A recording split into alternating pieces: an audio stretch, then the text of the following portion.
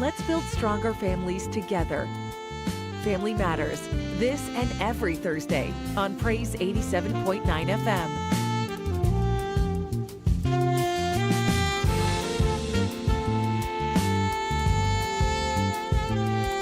It's another Thursday morning. It's Thursday the 13th. I always feel good when the 13th come on a Thursday, not on a Friday. Thursday the 13th of March. And it's Family Matters coming away with Dr. Cheyenne O'Connor and the entire crew. Good morning, ladies and gentlemen. Good morning, Wayne. Good morning, everybody.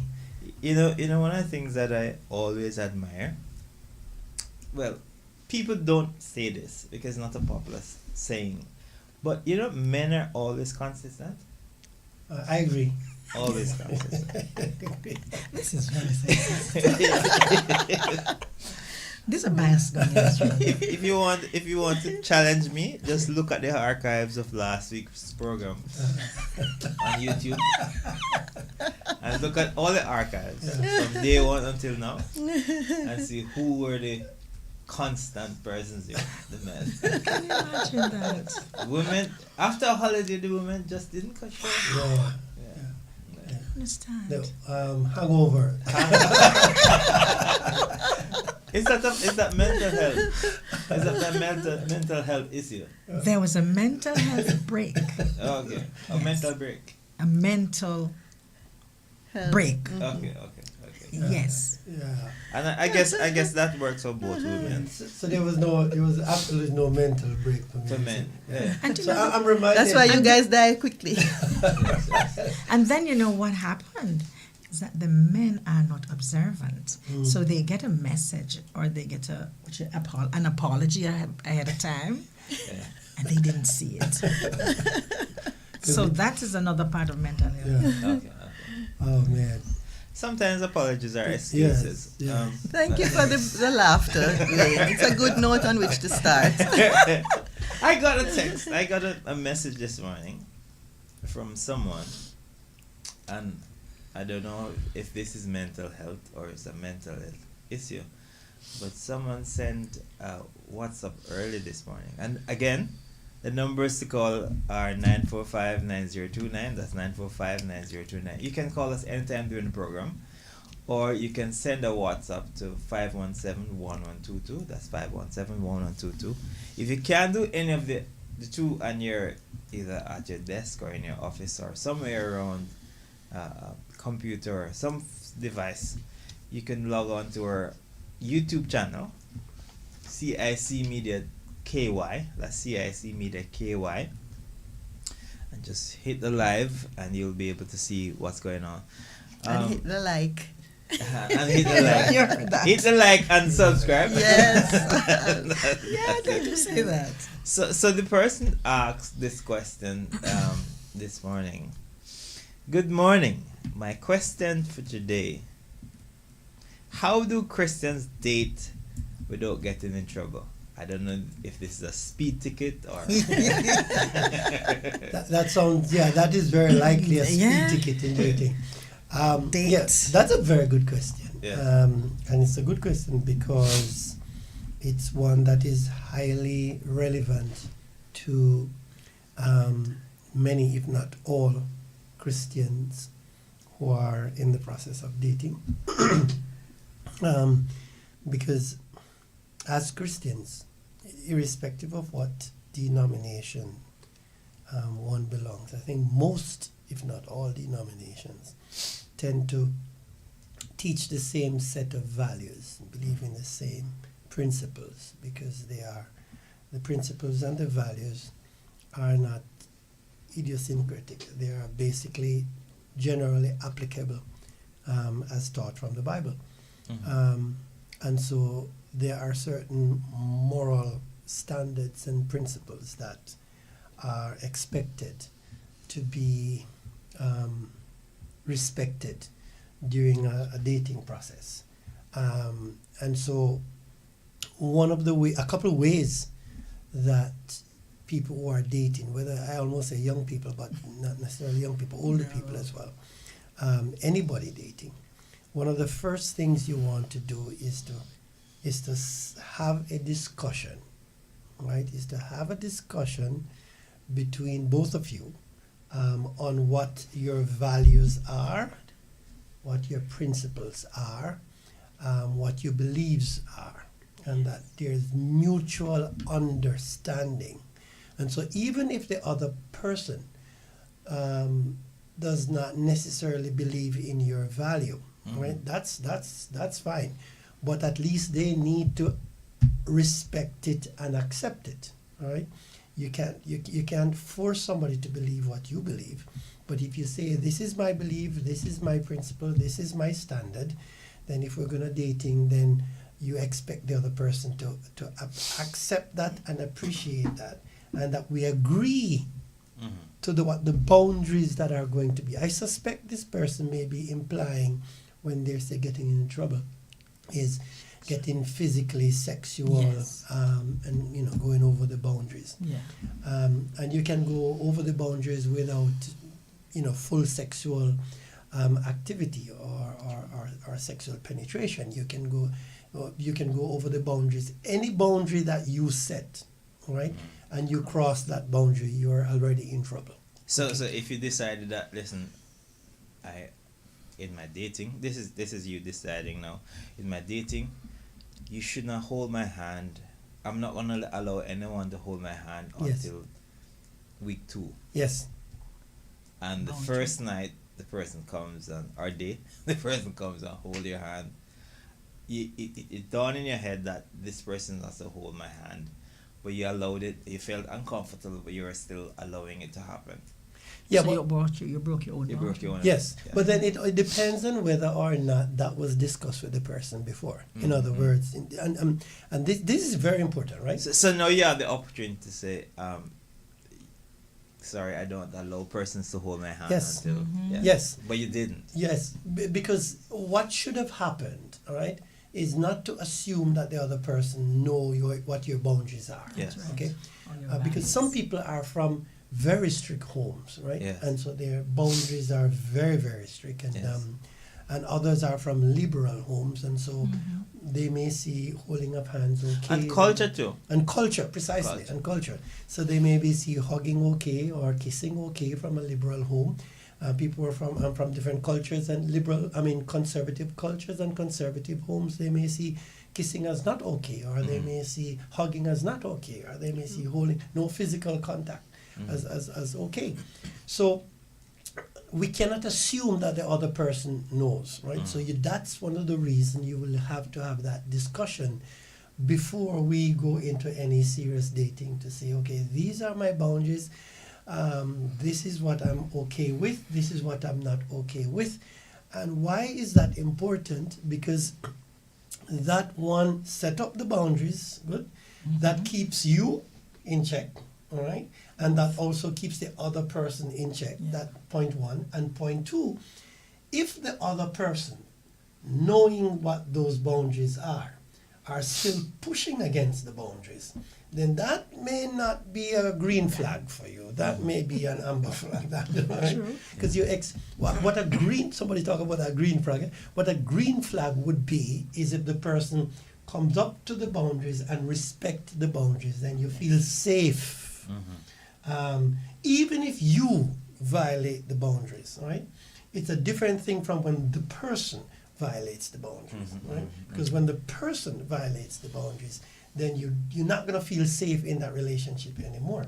And what would be nice is if you violate the boundary and the person says, hang on, but I thought you had set up this boundary. That's a good person to try and work with, right? Yeah. See how you can read into what is safe and what is not safe. Because the truth is, sometimes the individual who sets up the boundaries themselves, based on certain situations and timing, may find themselves overtaken by feelings and whatever the case may be.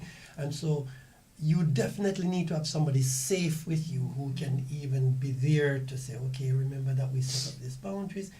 Boy, that person would look good in the other person's sight.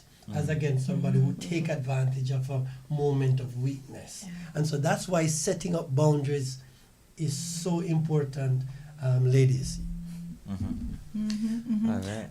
On this just to strengthen what you're saying, is that sometimes individuals do set the person who sets the boundaries has a different reason, or becomes a tester, so to speak. But they're not serious about it, and so I would posit that we should not play around with boundaries. If it is a boundary, it's a boundary, and it is incumbent on the individual who sets the boundary to also maintain the boundary, because it is giving the green light to the other person. Okay, once you break it, it's okay if I break it. It's okay. The Right? So we need to inconsistency be very can be, inconsistent, and problematic. sometimes it's just to be a problem to to make a problem for somebody else, not that you mean it. So we need to be careful how we utilize boundaries. I hope that. So that's point one. Okay. Point two is to avoid getting in trouble. Avoid going to places that entice you, that is conducive for trouble. Yes. So, for example, you can date. There's a difference between privacy and secrecy. Okay. Yeah. You can date. You can date in privacy, but not secrecy. So here's, for example, if you're sitting in the park, all right, on a bench in the park, in the open park, having a conversation with the person you're dating, watching, the birds and the animals and whatever the case may be. That can be a very romantic experience. You can even, if your boundaries allow you to hold hands, you can hold hands in the park talking. That's private, because nobody's hearing what you're saying. That's also a privacy. What you don't want to do is to be meeting around at some back room somewhere, some dark alley somewhere, somewhere where it is conducive to put you into trouble. So in other words, one of the safe ways, date in the sunlight. Right? That's a way to keep you safe. Yeah, date in the sunlight. Keep warm. Yes, and avoid environment where you can find and situations where you can find yourself in trouble, and you have to be. It is easier for you to protect yourself when you decide where you go, rather than being there and then try to protect yourself while you're being there. So you have to be smart in your dating. Yeah. So that would be point two for me. Yes, and it's on the same note too. So we are going to be triggered, or we could say we are going to get in trouble through our senses. Yes. What we see as well, what we are hearing, Yes. the touch, Yes. right?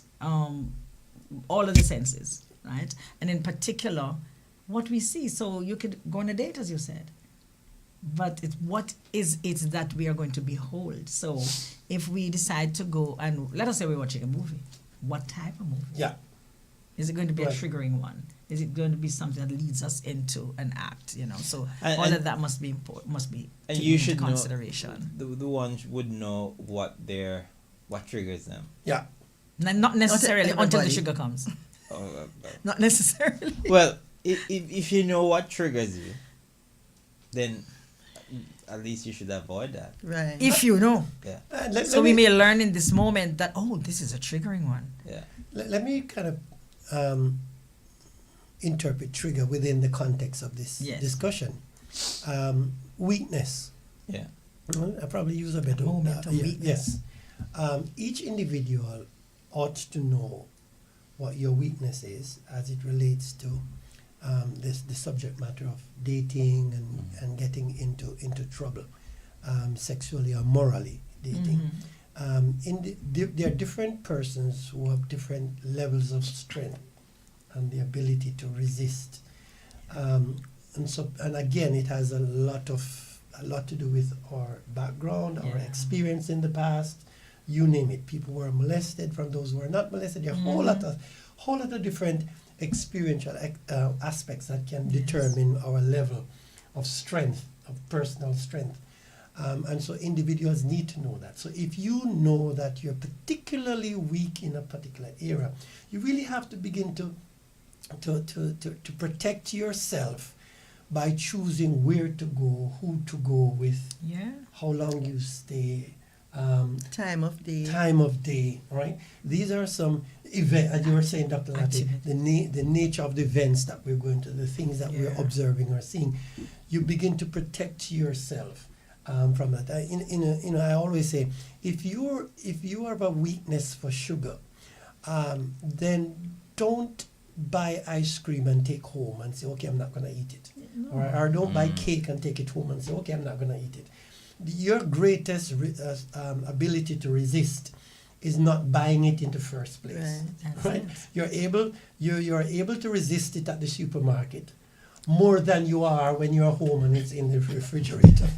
All right. So yeah. So Jamaica. resist it at your strongest point. That's the point I'm making. Yes, all right? yes. Resist it at your strongest point. So these are some tips that you really can put in place to prevent you from getting into trouble. And you Alright. have to want to stay out of the trouble. So you have to be intentional. Desire it. Yes. All right. Has to be a desire. I hope that answers the question. But that's a good question. It's very good. And it has a mental relevant. Yeah. Yeah. Yes. Let me just remind our listeners of the numbers to call: 945-9029. That's 345-945-9029. Or you can send me a WhatsApp at 517-1122. You can also head on over to our YouTube channel, and the person who sent the message said they send a thumbs up. They said yes, we answered the question. So we have that verse there. Yeah, that was a very good question. And it's Yeah. applicable to quite a lot of people. I have some gifts to give away this morning to some persons. I don't know if this is a mental health situation, but and they're, I think they're for girls and guys, right? But the guys have to collect them and give to the girls. They're called Curves from Lasco, Cayman. Curves. I know you don't understand that. No. But curves are actually panty liners, Yes. regular, overnight, ultra thin, and no, you may not be the one who need this, but right across the world, there are persons who are less fortunate. True. There are persons who have accidents, whether in schools or in your workplace or whatever. So you can just send me a WhatsApp, and I have one case to give away this morning, but that's not for one person. There are 30 units in each case, so 100 persons can get curved. Interesting. All right. And I like how you've put that, Dwayne, because Yes. sometimes, you need that support at work. Yes. So good point. Listen. You know, where I'm from, or in my area, guys wouldn't talk about this. Yeah.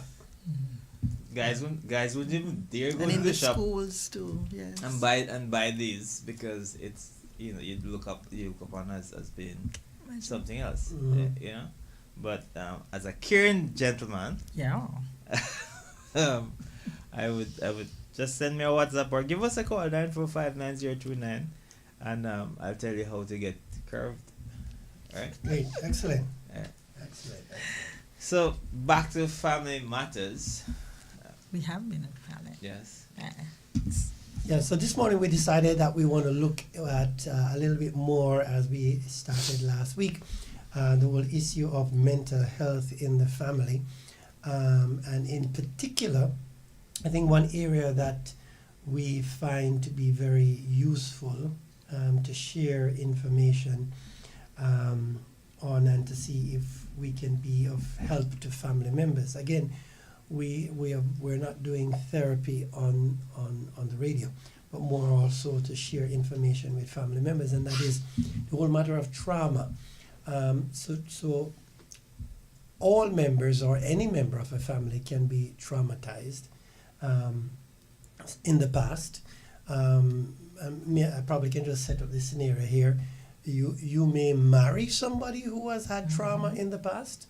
The symptoms of those trauma have been in abeyance. They have been, tucked away in the back of their mind for a long period of time, and then years after they start to manifest themselves. That happens so often.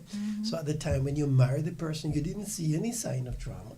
But as life goes on, and as they get older, and as different, and Stress level changes. Sometimes similar Situations, circumstances and yes, situations of the situations. past trigger them, and it comes Yes. back up.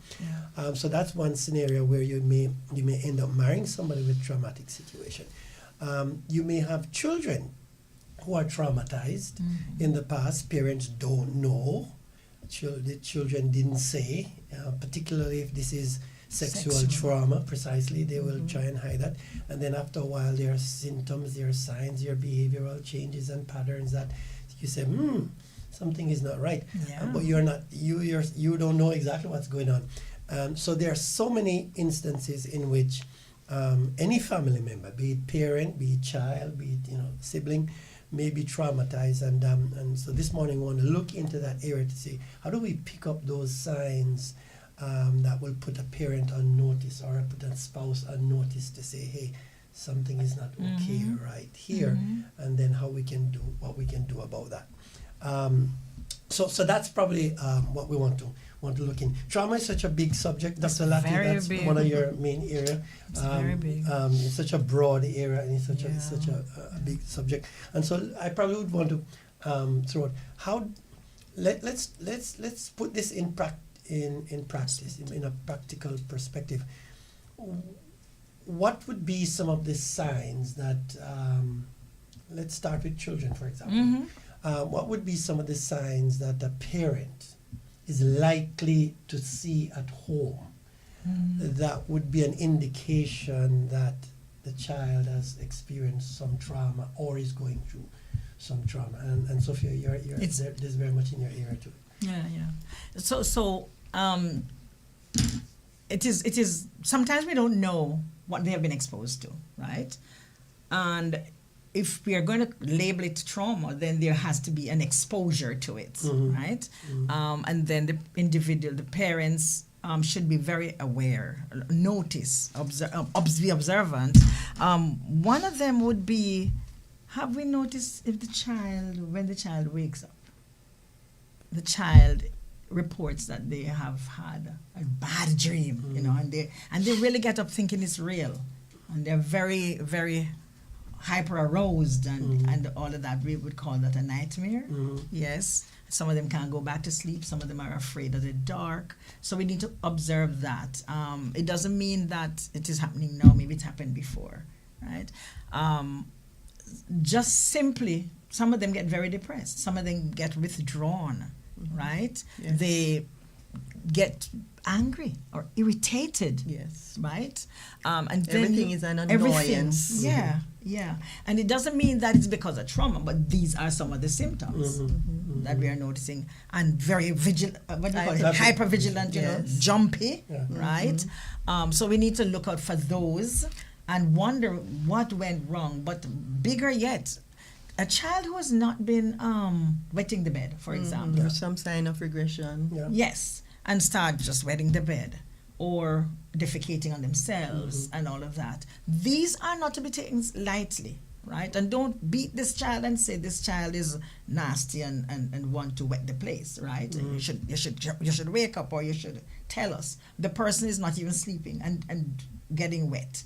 Check this out. It could be that the child has been traumatized, molested too, Okay. right? Or anything like that. So there are a long list of those that we need to be noticing. So you mentioned sleep in terms of having nightmares, the children having nightmares. Yes. Sometimes Disturbance, they can't. yes. Sleep disturbance. And I'm pretending to be a parent here in terms of how do I decipher, because every now and then a child may have a nightmare. We all do have nightmares every now and then. How do I decide when this is normal from this is not normal? Is it frequency of the nightmares or the severity of the nightmares? I don't know. I don't think it doesn't have to be frequent, Right. right? But it is a symptom that's, It is one of the it's symptoms. one of that- them. yeah. Yes, it doesn't have, because there are other symptoms that may pop up, Right. you see. So it's not in isolation. It's not Right, nice. So, no. so I guess one of the things that we that a parent should note is that you don't use just one of these No, symptoms Signs to or determine symptoms. that, but rather a collection of them together. Yes, and don't ignore what you see. Okay. Check it out. And so you talk about being Could- hypervigilant.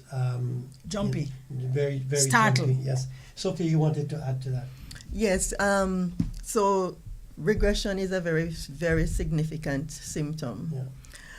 A child who is like 9 and then all of a sudden they're wet in the bed. Mm-hmm. That is a red flag. As someone who was normally sociable, Yeah, outgoing, just withdrawn. and then they are now staying in their room excessively, not wanting to meet with the family even, and also staying away from their friends. Right.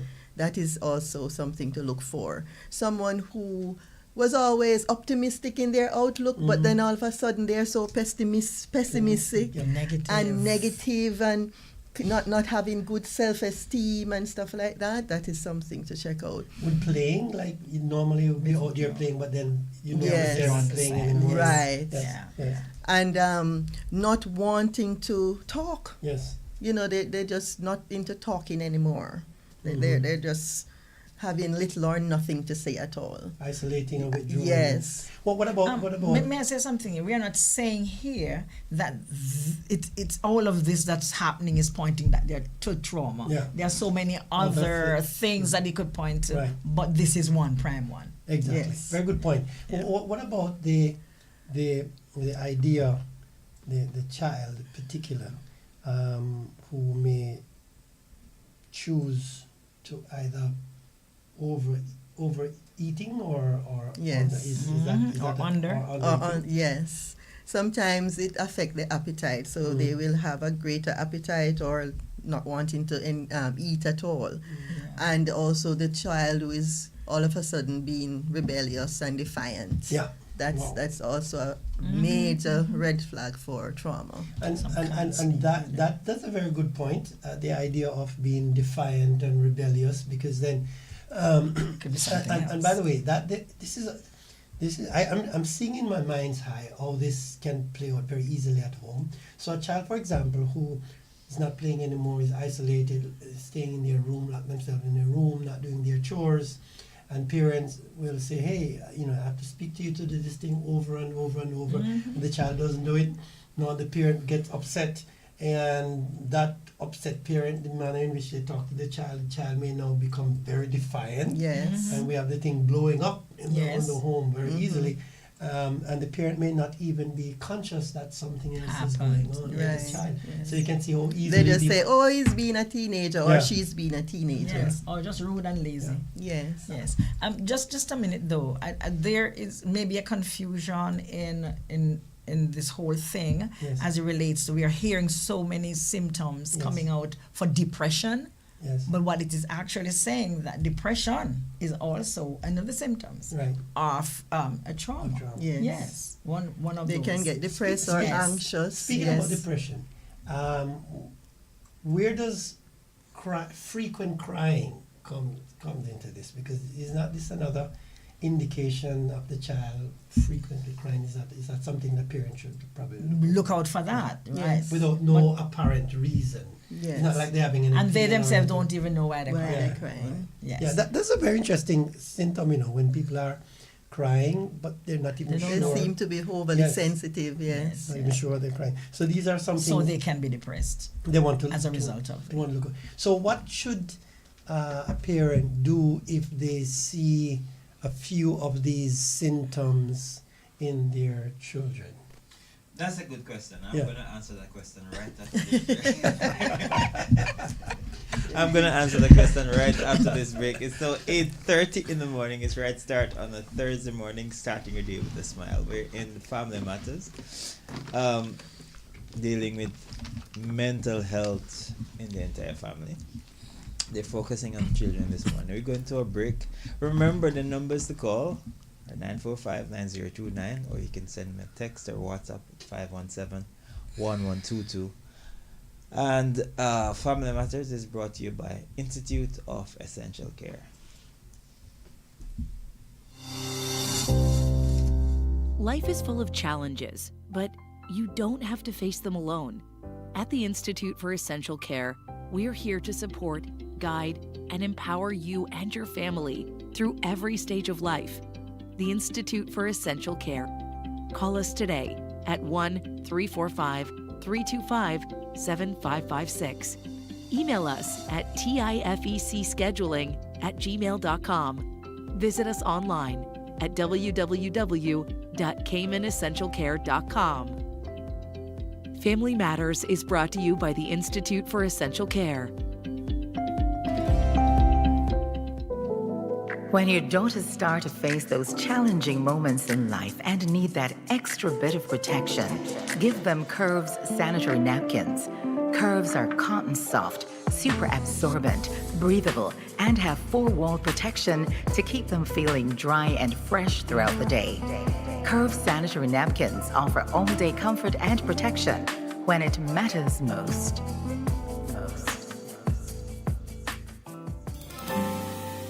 Are you looking for real talk on love, marriage, parenting, and relationships? Join us every Thursday morning at 8 a.m. for Family Matters, a brand new show on Praise 87.9 FM. Hosted by Dwayne Uter, alongside Dr. Cheyenne O'Connor, a licensed clinical psychologist and relationship expert. We'll tackle the real issues that families face. Straight talk, expert advice, and live call-ins. Got questions? We've got answers. Tune in and let's build stronger families together. Family Matters, this and every Thursday on Praise 87.9 FM.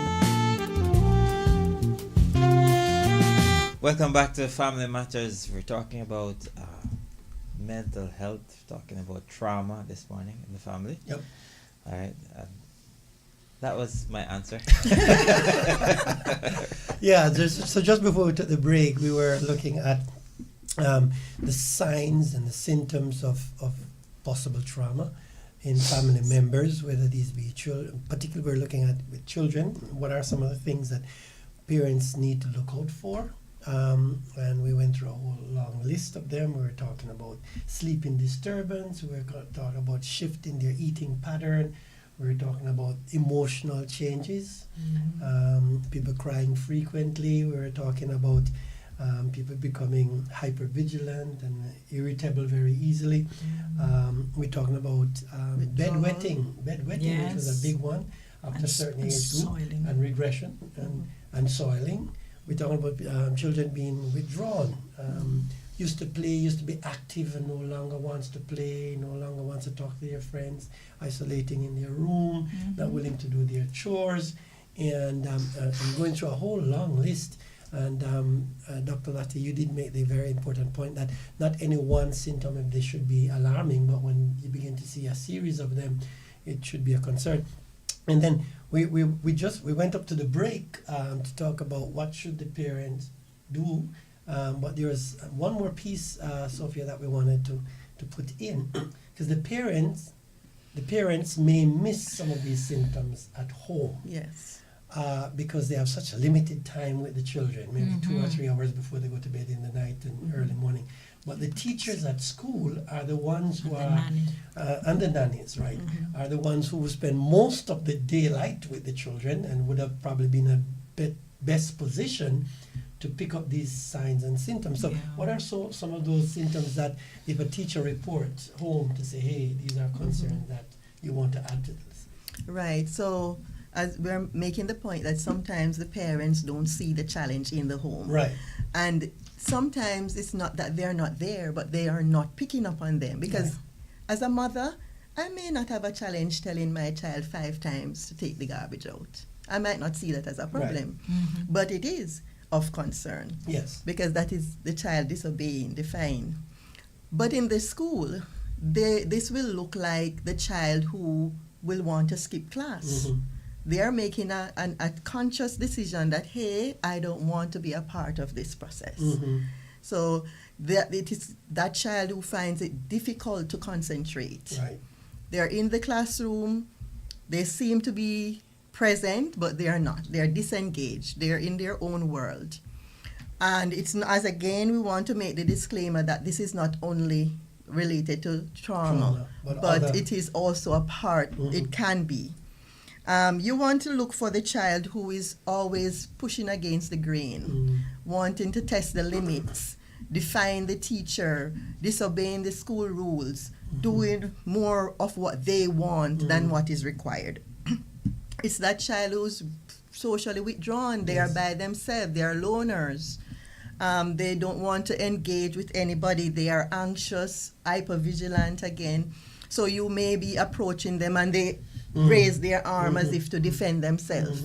You know, so these are signs that you want to look out for in the school. Let me ask you a big one. If you're just joining us, we are discussing mental health in the family, and we're talking particularly about trauma. We're speaking with Sophia Hamilton, one of our child psychologists, educational psychologists at the Institute for Essential Care, along with Dr.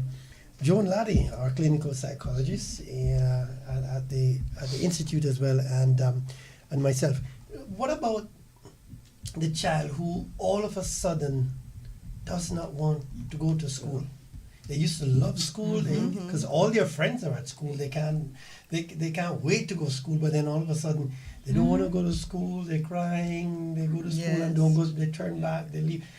And some of them get to school, Yeah. but they spend the day in the nurse's office. Yes. Yes. What are is that a significant? Very sign? much Yeah. so. Some of them could be bullied Yes. in the very setting, Right. and it traumatizes them. Like precisely, and that's a good way to kind of combine that trauma can be as a result from being Yeah, bullied they're at exposed school. to that. Yes. Yes, Yeah. very interesting. So Just to touch on that, when we look at the difference between, because you said all of a sudden, the difference between if it's acute stress they're experiencing or if it is post-stress. Right. So let us say something just happened. Notice that the child is all of a sudden. So we need to have a talk with the child, because it could be that they are now experiencing acute stress reaction with how they're behaving, because it is happening less than within 30 days. Okay? And so when we find that out, because the signs are just the same. Yes. They look the same like post-traumatic stress. Okay? But the post is going to come after. Yeah.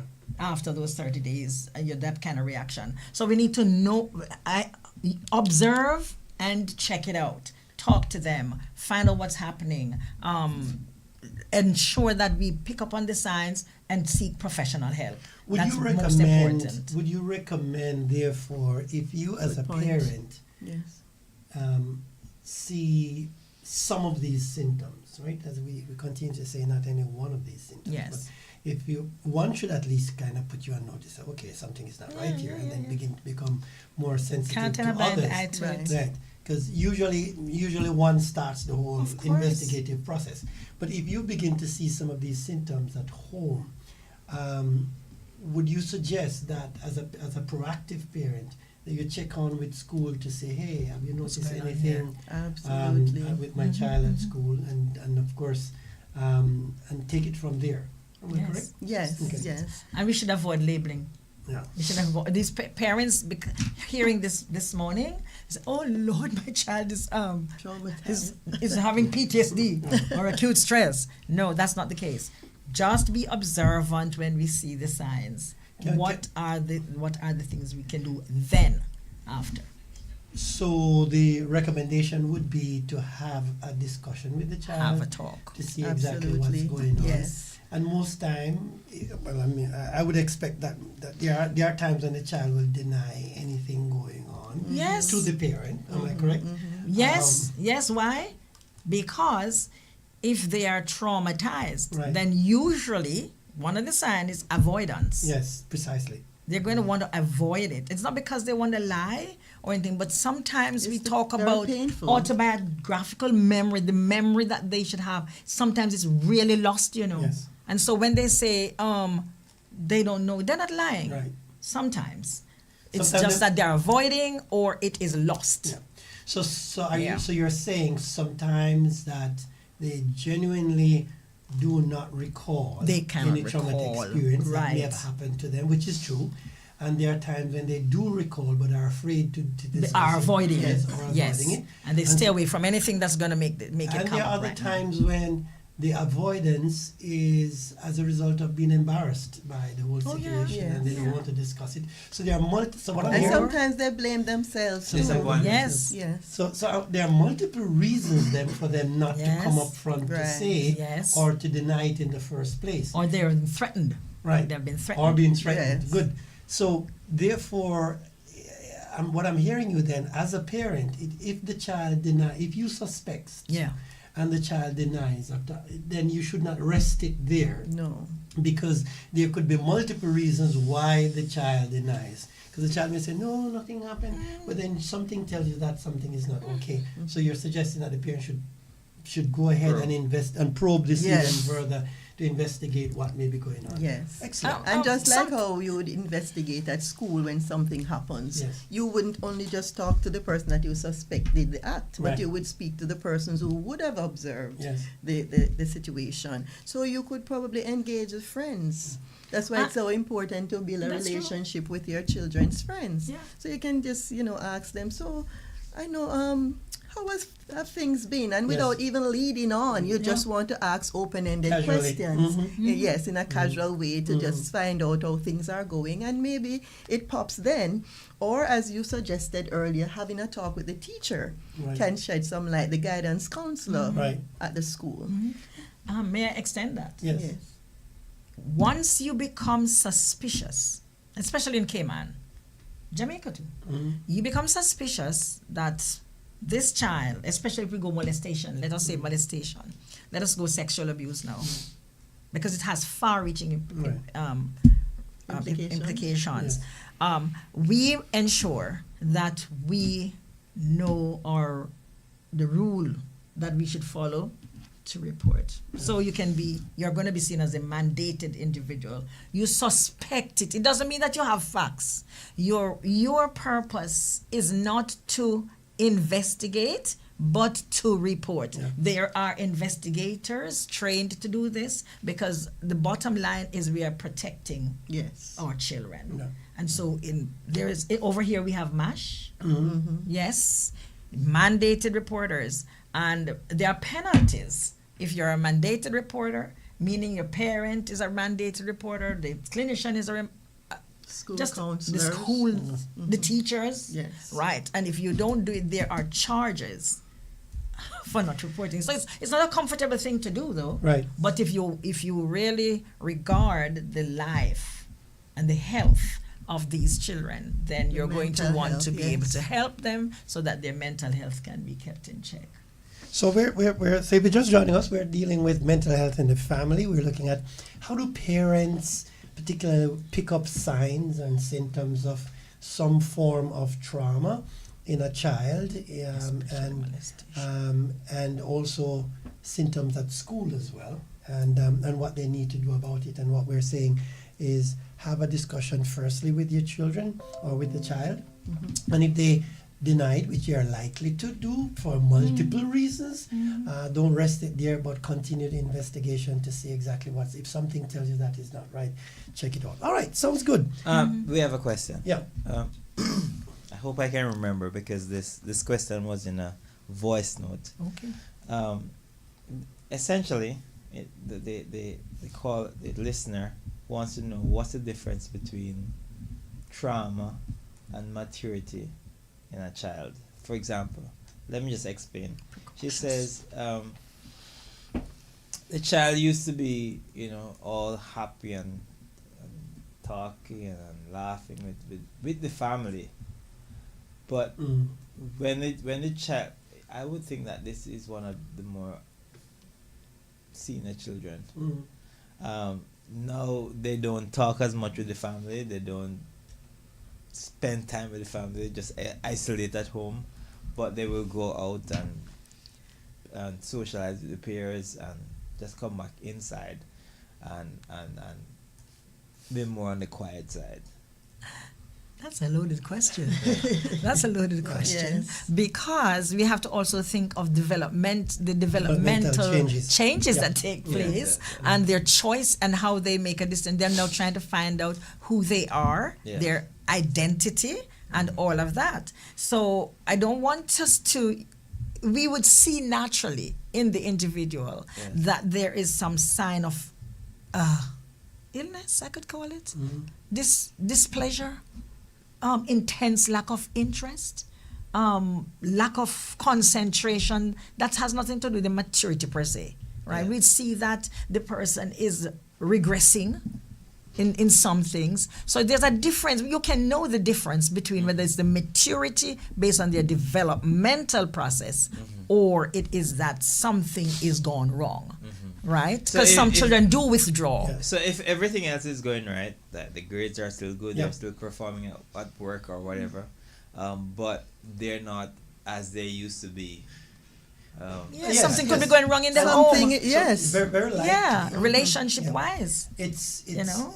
that's a very good question, Yeah, because some very some good. parents are have to deal with those issues at home. Yes. And you're correct. As the children grow into adolescence, right, and they interact at different levels, they may not find it joyful to come out and hang out with parents anymore. No. They may find it Boring. they're boring. Yeah. Or called chicken. Right. Old. But one of the clear distinguishing signs is if that apparent isolation or withdrawal or depression, and I use the word apparent, is also reflective in other areas. So if that particular child no longer socializes with his friend, or if he used to enjoy football or games or whatever, and he's no longer interested in the things that he used to enjoy, then we may be looking at something serious here. If it is only that he doesn't want to talk to parents at home, then that may be a part of the developmental process. But if you're looking at all the other areas and you're seeing, okay, he's withdrawing from games and things that he used to enjoy, used to love video games, you don't want to play video games anymore. He used to love to talk to his friends, you don't want friends come over anymore. Serious. Then we're looking at something different than Yes, that. Yeah, yes, but that's a good yes. question. And that But sounds I- like some depression is setting in, Yeah. and Yeah, then there could have been precisely. background It issues. to does that. not necessarily mean trauma, but it definitely is a sign Or the that mental something- health something issues mental happening. is going. So let me go on to ask Before about- you go on, Yes. I just have a problem with the child not wanting to relate to the parents. I am very, very caught on that. Whether they are socializing with the friends and everything else seems to be going well. Are you speaking as Yes. a parent now or as a clinician? Both. Because it tells me Yeah. that something is amiss. Yes. Why is it that the child is not able to connect with the parents? Is it that there's not ample opportunity for this? The parents are busy and they are busy? Or is it that there is some disconnect emotionally that is happening there, this dysregulation of emotion that is causing the distancing and stuff like that? So it's a potential red Yeah. flag for me. Because I've seen it so many Yeah, times. yeah. It happens. Yes. And let us look at church or going out to some situations where the child no longer at a certain age no longer wants to sit with the parents. Yes. That's a They come to that That's place. fine, but we're at home. Yeah. And at home, they could also, we have to look at the interaction, the kind of interaction that Yeah. takes place. Yeah. Is it that they're easily embarrassed? Is it that they're shouted at? Is it they're spoken to in a derogatory way? Is it that they feel less than? Yeah. So naturally, they're not going to put themselves in that Exactly. situation. They're going to pull away from that. If they're always being nagged, I call it nagging, when they've done nothing good. They've never done anything good. So we are seeing some emotional abuse taking place where they are called names, where they're told that they're no good, they're not going to come to anything. And all the good stuff they've done, they've never been affirmed. So all of these, I'm not saying it is all the time this is the case, parents. But it's Don't take a yeah, bashing there- here. there's another- Because sometimes that's not the case. But this Right. is also a possibility. There's one more factor that we have not put in the mix. Yes. And it is the formation of a new relationship, a girlfriend or a boyfriend Okay. out there. Okay, so when that, and I guess you mentioned you were right on target, Dwayne, saying this may be one of the older children in adolescent. Yeah. When that begins to take root, you begin to see a shift. Oh, yeah. right, In from- interest. In interest, yes, from parents to more staying in the room, Yes. talking, interacting. So that could be a number of reasons. Yes. Excellent. And not to talk about the technology. yes. We're gone now. Days gone by, we could say children learned how to interact with family, and they no longer know how to do that. Right. Because this is what they do. Yeah, This is, they use fingers to communicate and to speak. So they, and you're talking to them, they're not here. Okay? So we need to put that as a variable in there. May I ask you? Let's move from the children identifying potential symptoms of trauma in children to spouses. Oh. Right? So for example, let's set up this scenario where I marry somebody, and at the time when we dated and married, everything was normal. Yeah. There was no sign of something, but that person may have had trauma way back in his life or her life. How do we? What are some of those symptoms that will put a spouse on notice that something is not right here? This Yeah. person may be having a trauma. I want to think of them losing interest. You just notice that there is a total lack of interest in sometimes everything, Yeah. but interest in each other, Yes. interest in sex. Well, that's a big one. Interest in sex, interest in everything In that caring goes for on, the in family. caring and so on. Even though they were so wonderful in the beginning, it could also be that all of a sudden they become withdrawn to Yes, the children will be right. withdrawn, Yes, right? yes. They used to go to work on time. They all of a sudden they start to lag back, and they no longer are stickler for the work Yes. anymore. They stop from work as often as they want to, and about- they what- find a reason for that too. What about aggressive behavior? Oh, we could come into that Yeah. one. That one is a big, what do you call that, flag? We read that. There's nothing green about it. Yeah. Yes, where they just suddenly become irritated about everything. That's a good one. Irritated, and you don't have to say. And then it escalates into being very angry, right? Yeah. Not just irritable, but they're angry and they're aggressive. Yeah. Yeah. And some of them get sharp on their tongue too. So we talk about them being passive aggressive, and the words sharp and slice you when they speak them, and they don't see anything wrong with that. So we need to say something is wrong here, and we need to talk about it. Get to the place where we can find not the time when they're in that mode, find the time when they're limbered down, find the time when you can get them into a calm state, and then talk about that and ask them if they noticed anything different in themselves. I guess also would be as similar to some of the symptoms in children, things Yeah. like sleep, Yes. a nightmare, because Yes. nightmare would be, Yes. if you're with Same your thing. spouse and your spouse is waking up frequently with serious nightmares, right? And one of the popular, there are a number of popular movies that reflects this, like for soldiers coming back from war, going back home, Yes. especially when they're on a break. And they're, in the nights, they're jumping out of their sleep with Yes. serious nightmares, and the poor wives don't know what to do. Cold sweat. Cold sweat, precisely. Yes. So that's another piece of sleep disorder. Is another, Yes, is another yes. piece of problem. And eating Eating disorder. as eating well. challenges as well. What about the idea of risky behavior? Oh yes. Yeah? Oh yes. Wouldn't that be a Oh yes. symptom That of yes. past And trauma? and suicide. Yeah, and being suicidal. Being suicidal is one of those big ones as well. And sometimes they stay away from Yes. the home. They Yes. just gone for Yes. long periods of Yes. time. Yes. Oh, that is really far down the road, really. Yes. So And so that could be an avoidance. Yes. You know, but there's what we need to take. We are not going to label them, but we are going to be observing Yes. that this something is different and take the steps. You see, especially at home. When you notice that something is off, you see some of these things we just talked about.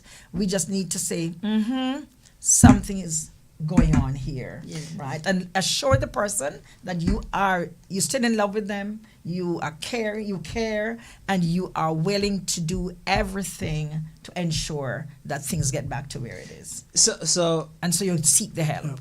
I'm also imagining that some of these symptoms, if they're read wrong, or you could it could cause more problems in the relationship, because the other spouse might take it as, oh, this person is avoiding me because they're in another relationship Yes. outside, or Well, Dwayne, that's exactly the reason why we're having this program. There are other That's reasons. exactly the reason we're having this program, because it is to inform and educate yeah. all of us, Yes. so that we have a level of understanding and appreciation. You're so correct Yes. that, and in many instances, these symptoms are read incorrectly. Yes. And because they are read incorrectly, people respond negatively to them. Mhm. And you can understand how the person is ill. See, from my perspective, if a child has a medical challenge that causes the child not to be able to tie his shoelace, okay? The parent who knows that the child has a medical problem, the shoelace is untied and is about to trip the child. The parent who knows that the child has a medical problem and cannot tie the shoelace has a different approach to helping that child to tie the shoelace from the parent who doesn't know. If the parent does not know that the child has a medical problem and you say tie the shoelace and it's not tied, and again tie the shoelace and it's not tied, it's very easy for that parent to get angry and respond angrily to the child, as against a parent who knows that the child has a medical problem. You're going to be sympathetic with the child, patient with the child, because you understand what's going on. Yes. You apply that same principle even in a marital relationship. When you don't know. Yeah, when you don't know what is causing the behavior, it is likely that you will react differently, Yes. and negatively and badly, right, to the behavior, and create a big problem, right? So if the person is avoiding, right, not staying at home, staying away from home, not coming in, hanging out at the bars, whatever the case may be, the other spouse at home may be really putting an interpretation to that behavior. Yes. Maybe somebody out there you have interest in, and when you come in, it's a big fight. And Moodiness, I and didn't tell mood- her. right. Getting moody. And so it aggravates the situation and create a problem. When if the person understands that, okay, this is what is happening, then they would try to be more understanding and cooperative and work with the spouse to get the spouse getting help.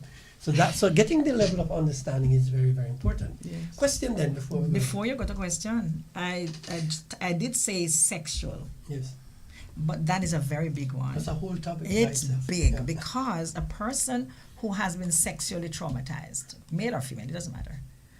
This person may come into, it's a very lovely person, right? And come into this relationship and maybe tried to begin okay, but there is this strong level of avoidance of this trauma of what happened, that they love each other, but the individual who has been traumatized is not going to be the one that is going to always want to have a sexual relationship. So let me. But they can also do two things: either totally withdraw from it or be promiscuous too. So they can let be me jump in promiscuous here as well. and let me cut down there and end right here.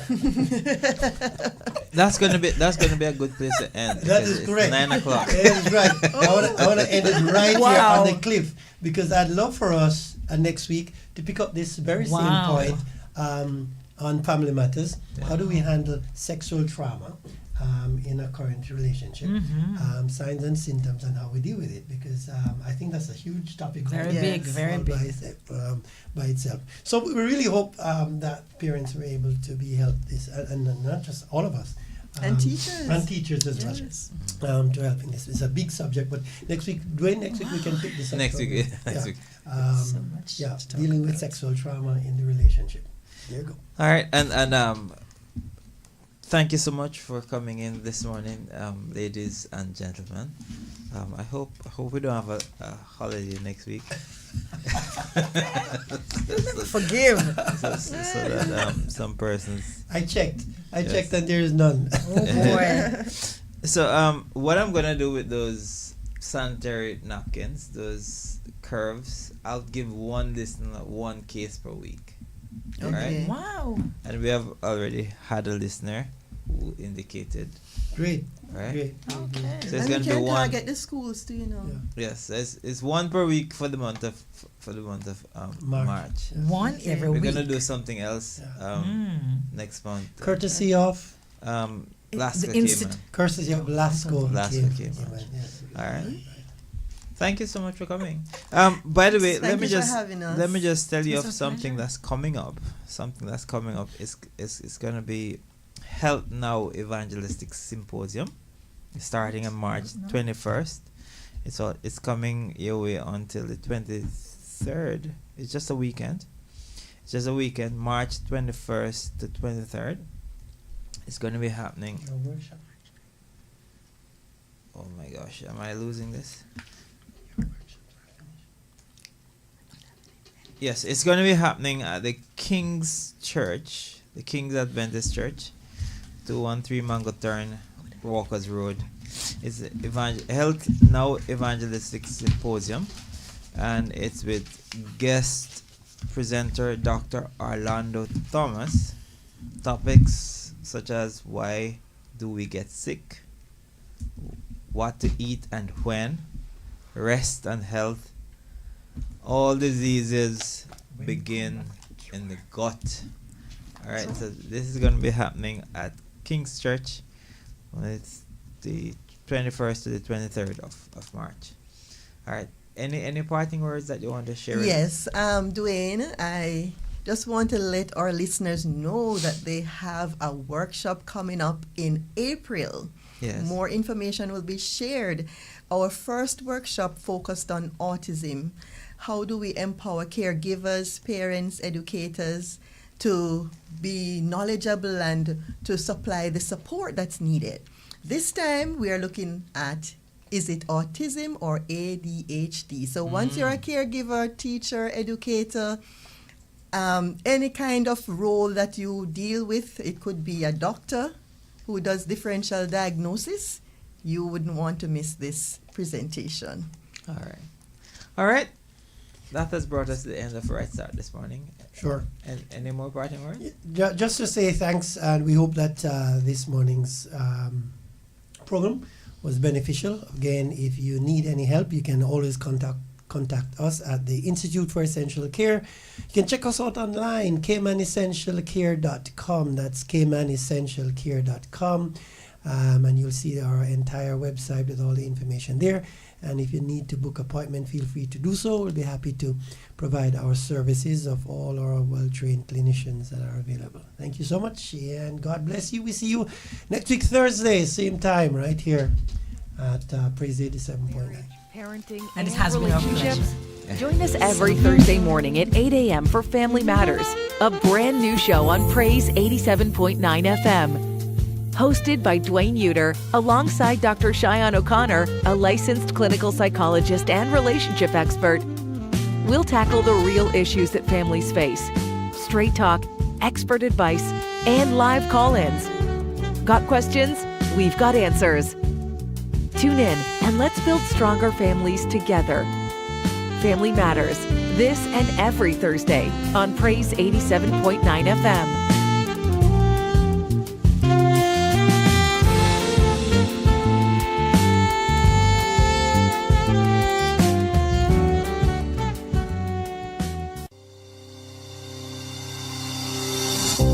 Want to raise emotionally strong children? At the Institute for Essential Care, our Emotional Intelligence Camp helps kids build confidence, resilience, and self-awareness. Does your child struggle with social skills? The Peer Social Skills Program supports children, teens, and young adults with ADHD, mood disorders, learning disabilities, or autism spectrum disorder, helping them thrive in social settings. Call us today at 1-345-325-7556. Email us at tifecscheduling@gmail.com. Visit us online at www.caymanessentialcare.com.